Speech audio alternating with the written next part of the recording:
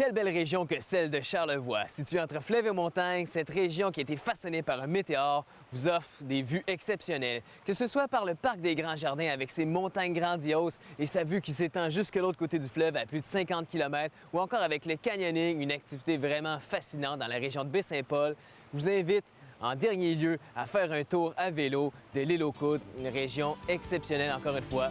Venez faire votre tour.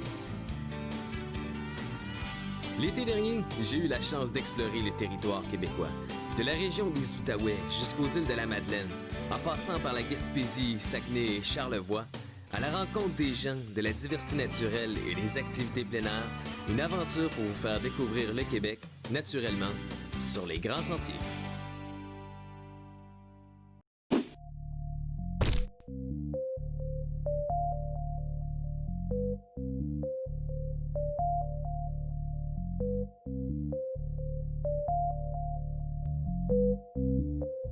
Aujourd'hui, on s'en va visiter un des plus beaux endroits au Québec, c'est-à-dire le Parc des Grands Jardins. Le Parc des Grands Jardins, c'est un endroit situé dans Charlevoix, un peu plus au nord-est de Baie-Saint-Paul. Bonjour Sandra. Bonjour Charles. Ça va bien? Ça va très bien toi-même? Ah, c'est une belle découverte ici qu'on a à faire, hein? Absolument.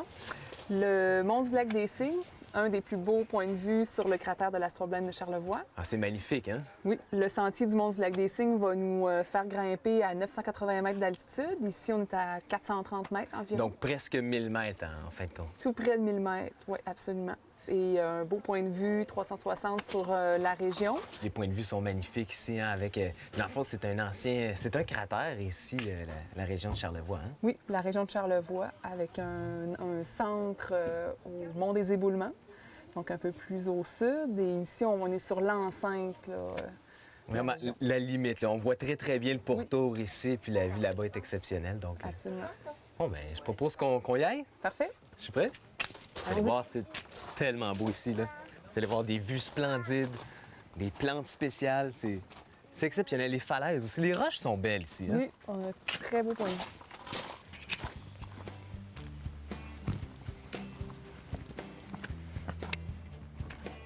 Oh, on commence à avoir vraiment un beau point de vue ici, hein? Oui, ça commence. Ça fait tout juste commencer. On va avoir de superbes tout au long du sentier. On arrive à notre premier vrai point de vue. Un 180 presque. C'est assez particulier, hein? Des paysages comme ça, il n'y en a pas beaucoup au Québec. C'est une vallée glaciaire, en fait, la vallée de la rivière du Gros-Bras. OK. On a devant nous une paroi d'escalade, d'ailleurs, qui porte son nom, la paroi du Gros-Bras. Ah, ben oui, j'imagine que ça va prendre des bons bras pour grimper ça, hein? Je sais pas. Ah, ben moi, je présume que oui, à regarder les rochers comme ça doit être un bon défi, plusieurs longueurs de corps. Mais le parc ici, c'est grand comment, si on veut parler en termes de superficie? Le parc, c'est 310 km² de superficie. On est ici, on est vraiment dans l'extrémité est du parc. Sandra, quel genre de végétation on va retrouver ici?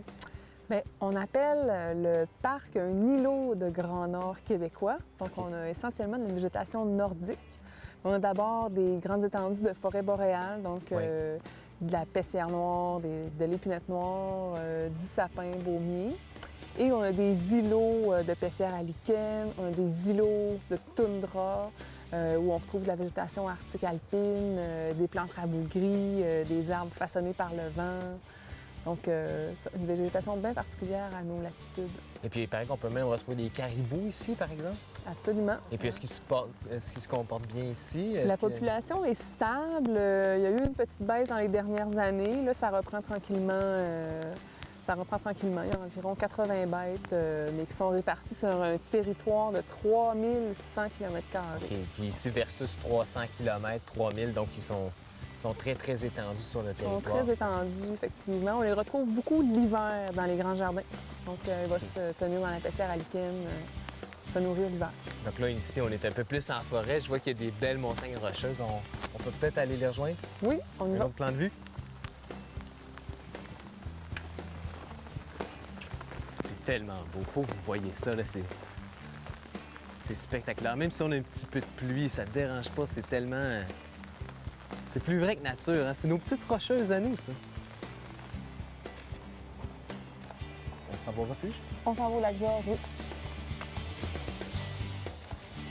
Alors, je ne sais pas si vous voyez Dans la falaise ici, on voit un super beau visage de profil. Probablement que c'est l'esprit de la montagne qui contemple l'horizon. Peut-être le cap du Bergerac. On y est, à l'abri du lac Georges, pour casser la croûte Excellent. ou se réchauffer l'hiver. Prendre un petit moment, un abri à moustiques également. Bonjour! Après avoir découvert le nouveau sentier panoramique du parc, on s'arrête quelques instants pour casser la croûte et partager bien malgré nous notre dîner avec un petit Suisse plutôt opportuniste. L'ascension se fait. Les marches sont un peu plus hautes. On rentre dans une section de la montagne qui demande un petit peu plus de force et de santé. Mais là, tranquillement, on voit que la montagne s'est dégarnie de tous ses arbres. Bientôt, on va avoir une vue exceptionnelle.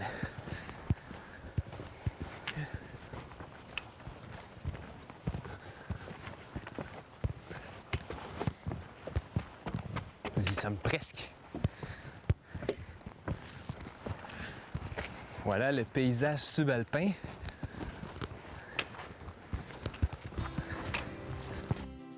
À plus de 900 mètres d'altitude, la végétation commence à changer drastiquement. Le milieu subalpin se caractérise par ses arbres rabougris, ses petits arbustes, ses lichens et ses sommets dénudés. Pour la sauvegarde de ce milieu fragile, il est important de demeurer dans les sentiers et de ne pas essayer de nourrir les ours noirs. Et maintenant, à nous le sommet.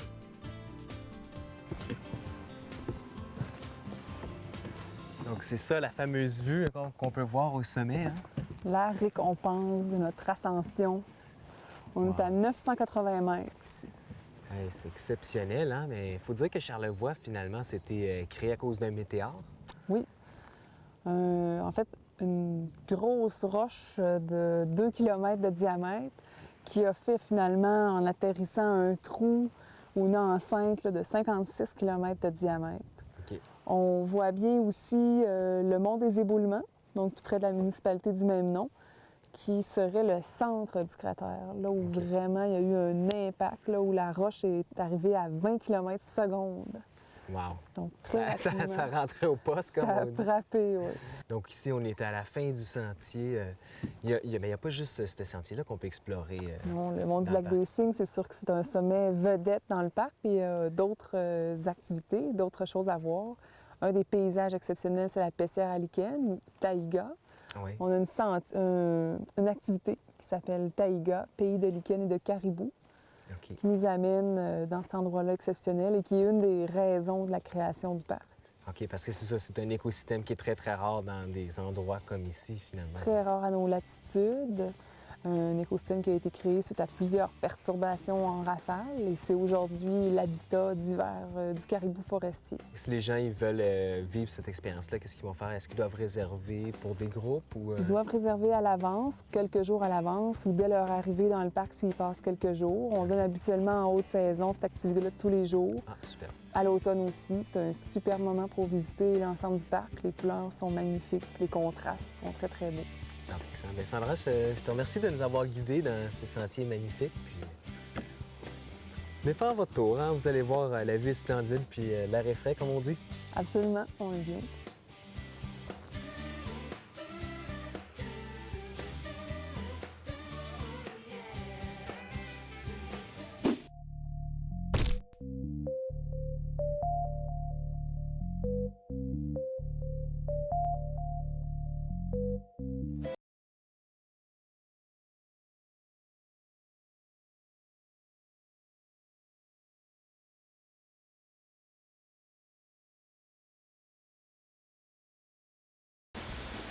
Voilà, on vient de s'introduire dans la forêt.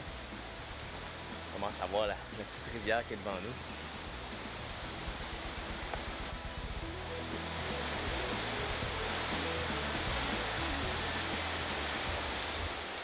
On va aller ici.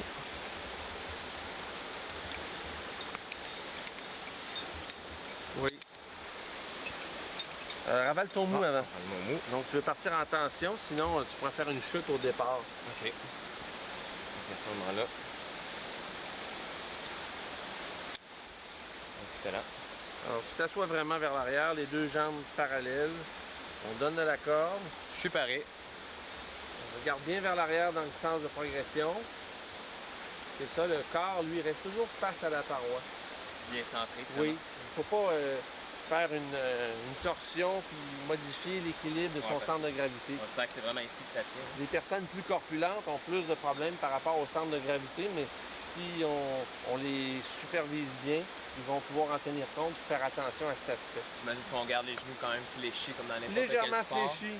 Donc c'est toujours la main droite qui va contrôler. Oui, puis ici, si tu voulais changer ta position de main, tu pourrais bien sûr remplacer la main gauche puis mettre ta main droite comme ça. Et puis après ça, la main gauche n'est plus nécessaire. Okay. Donc il y a toujours une main qui tient le brin de descente. OK. Un peu comme à l'escalade, dans le fond. On a Oui. toujours quand tu prends les deux mains sur la corde. Une main suffisante, parce qu'en escalade, les appareils sont plus rapides. Ils bloquent Et plus. on n'a pas le choix d'avoir deux mains pour faire un freinage supplémentaire. OK. Donc c'est ici que l'aventure commence. Il faut tout d'abord remonter le courant pour mieux le descendre. On a eu notre petite formation pour nous pratiquer descendre. Donc c'est des petites notions de sécurité qu'il ne faut jamais négliger.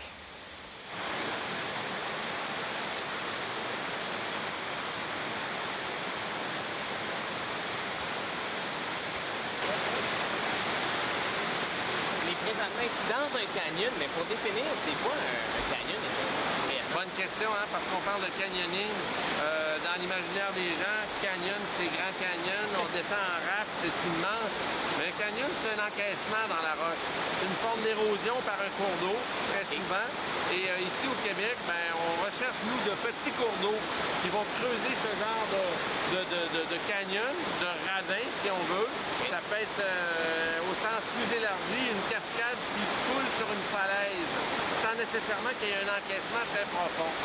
Par opposition aussi qu'on va trouver en Europe, qui sont extrêmement étroits, très enfoncés, mais où l'érosion a lieu depuis des dizaines de milliers d'années.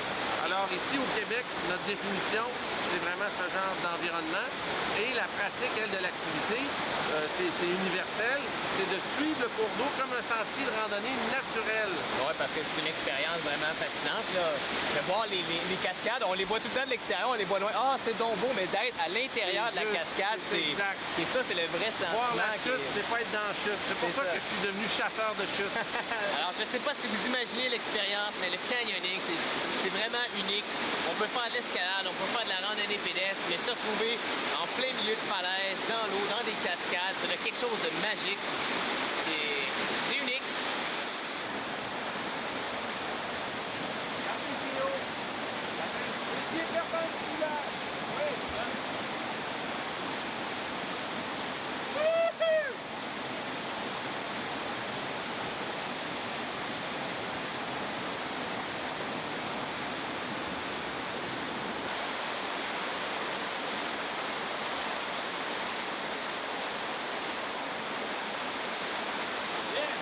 Ici, on a des chaînes. C'est des ancrages, des amarrages qui sont fixés dans la roche. Des ancrages à 10 cm de profondeur avec un époxy très puissant. Et c'est doublé. À ce moment-là, ben, c'est des ancrages inoxydables qu'on laisse en place. C'est la seule chose qui est laissée en place dans le canyon. Ouais, c'est discret, ça paraît pas tout non plus. Puis... C'est sécuritaire aussi. Ouais, c'est ça qui est important, c'est la base, hein? Oui. On va défaire la longe ici. Parfait, t'es assuré, tu peux faire ta descente dans l'eau directement. C'est là? Oui. Et c'est facile. On récupère la carte d'assurance après.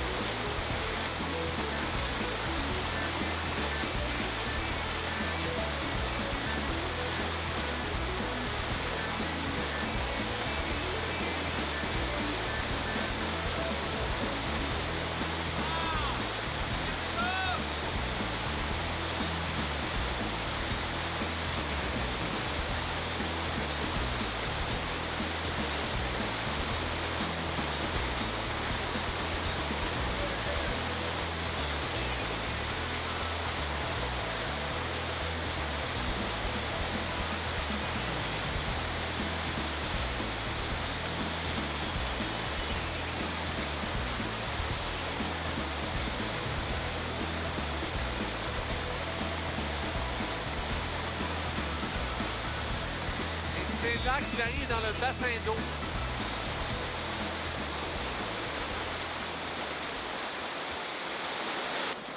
Alors, L'expérience était sensationnelle. Hein? Hey, merci de cette nouvelle Plaisir. découverte.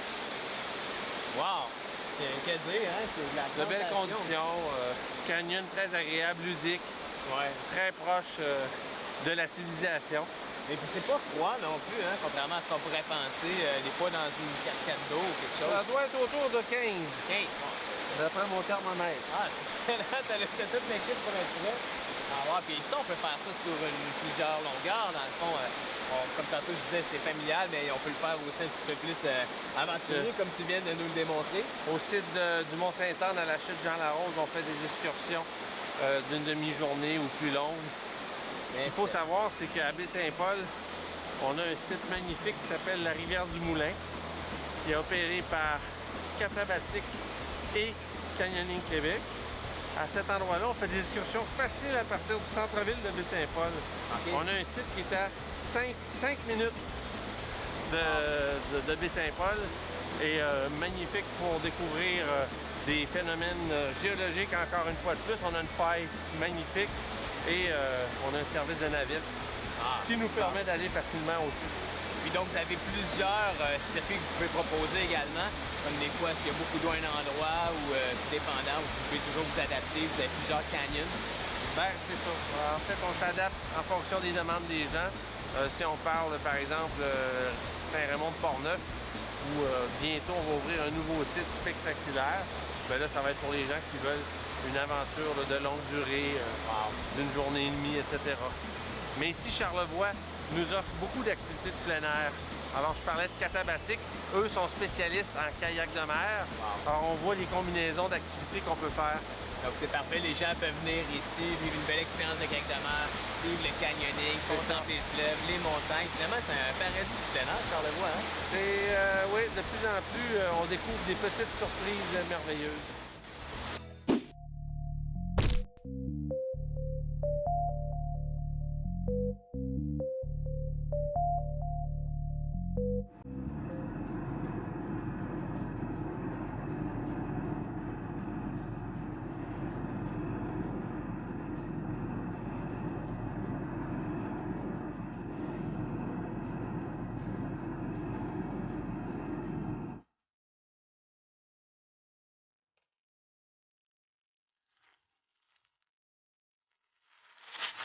Aujourd'hui, on fait une super belle balade. On va se promener alentour de l'île aux Coudres.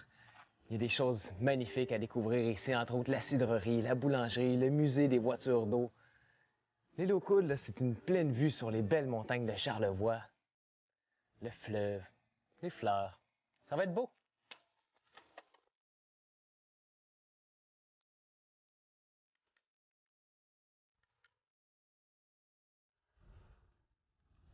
Donc, lorsqu'on dit l'île aux Coudres, en fait, on parle d'un petit arbre qui s'appelle le coudrier. Et puis, les coudriers, il en reste quelques-uns sur l'île, donc on va partir à la recherche du coudrier. Gilles, on est ici à Vélo-Coudre. Vous offrez toutes sortes d'activités à vélo. Oui, exact. Pour toute la famille. Alors, comment ça fonctionne? Les gens se présentent ici. Je vois qu'il y a toutes sortes de vélos. Il y en a à 4, à 6, à 2, des vélos ordinaires aussi. C'est ça. Et, on est un centre de location de vélos qui se spécialise dans tous les vélos. OK, on a des vélos, comme tu disais, ordinaires, des tandems, que ce soit un à côté de l'autre, un avant de l'autre, les fameux body bags aussi. Oui. On a les quadricycles qui peuvent accommoder 2, même 4 et 6 adultes, 2 enfants. Et puis donc, vous proposez, dans le fond, aux gens de faire le tour de l'île à vélo. J'imagine qu'il y a un paquet d'attraits à visiter tout au long de notre visite. Oui, il y a beaucoup de choses à voir. Les gens qui font le tour, ils partent dans le sens anti-horaire, puis il y a plusieurs petites affaires que vous pouvez voir. Si les gens le font avec les quadricycles, ils vont sur le côté sud de l'île. C'est un circuit plus facile, puis la vue est superbe, ils sont toujours sur le bord du fleuve. Mais je vois aussi que vous avez une tour d'escalade. Une tour d'escalade, exact. On peut même gagner sa location de gratuite OK. si on réussit à gravir le mur d'escalade. On a aussi un service de navette qui ramène les gens du traversier à ici gratuitement. On fait aussi la location de mobilette. Mais Gilles, merci beaucoup de nous avoir présenté Vélo-Coudre. Merci. Dans la région ici, l'eau devient semi-salée, on appelle ça saumâtre. Et puis il paraît que l'eau est quand même un peu plus froide dans le fleuve parce qu'il y a le courant du Labrador qui descend la côte nord, qui s'en vient jusqu'ici. Donc c'est pour ça qu'on se baigne pas tout le temps de nature dans le fleuve, mais Sûrement que l'eau est quand même bonne.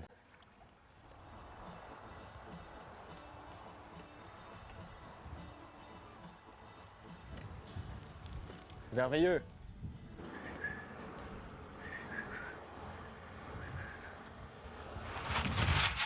Ouh!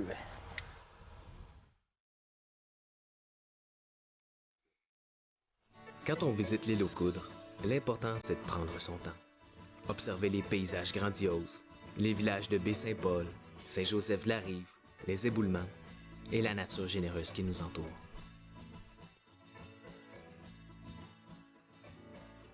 Ici, la nature est souriante et accueillante.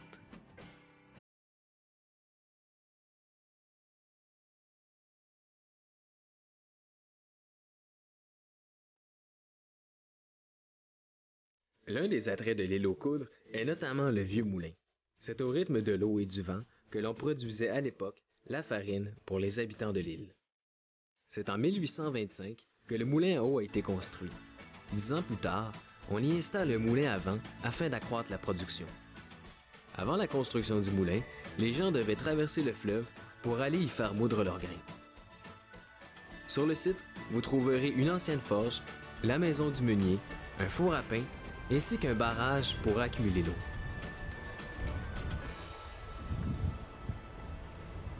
Bon, ben, on arrive presque au bout de l'île, la pointe ouest de l'île. Quand la marée est basse, on voit vraiment plein de récifs, des beaux rochers. Ça explique pourquoi il y a eu plusieurs naufrages aussi alentour de l'île. La nuit, là, ça devait pas être évident à naviguer. Ah, une petite bretelle cyclable. On va s'arrêter quelques instants.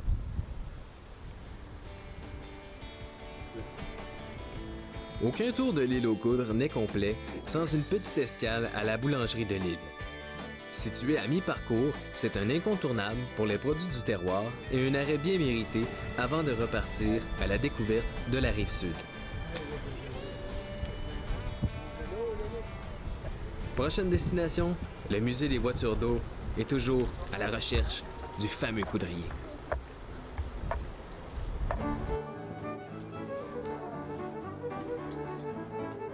Depuis près de 40 ans, le musée nous fait revivre une période de l'histoire du Québec où les voitures d'eau, ces goélettes en bois, faisaient la fierté des habitants de l'île aux Coudres.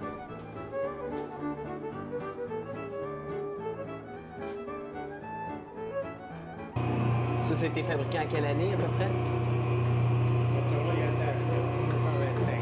1925. On a tout remonté, il y avait tout volé. On a trouvé 4 filets, mais j'ai mis une photo. Mais ça, ça roulait avec une plainte de bateau qui a fait la guerre de 44. Non mais, hey, quelle chance hein, de rencontrer le fondateur même du musée qui nous explique comment ça se passait à l'époque. C'est tout un privilège. C'était d'ailleurs une surprise, donc wow!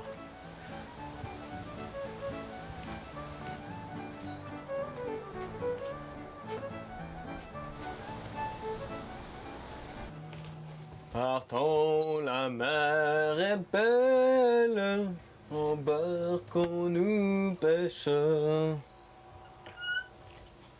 Cap à bâbord! On nous a dit qu'il y avait des coudriers ici. C'est ce qu'on va voir. C'est un petit arbuste pas très grand, il paraît. Le voici. Je vous avais promis qu'on verrait un coudrier. Eh bien, le voici. Pour ceux qui ne savent pas, c'est un tout petit fruit comme ça, en fait, qui donne une petite noix. Mais ceux-là, je pense qu'ils ne sont pas tout à fait mûrs, donc on ne pourra pas les déguster. Et puis d'ailleurs, il n'en reste plus beaucoup sur l'île, donc il faut faire attention. Ils sont plutôt rares. Mais celui-ci est beau. Donc c'est ça, un coudrier. Quand je viens à Charlevoix, j'ai toujours l'impression que je suis dans un petit paradis de plein air. Il y a toujours une vue qui va me toucher. C'est pas pour rien qu'il y a autant de peintres ici. J'ai une inspiration vraiment profonde, que ce soit pour les sentiers, pour faire du vélo, juste marcher sur le bord du fleuve. Il y a toujours un petit moment privilégié pour vous à Charlevoix.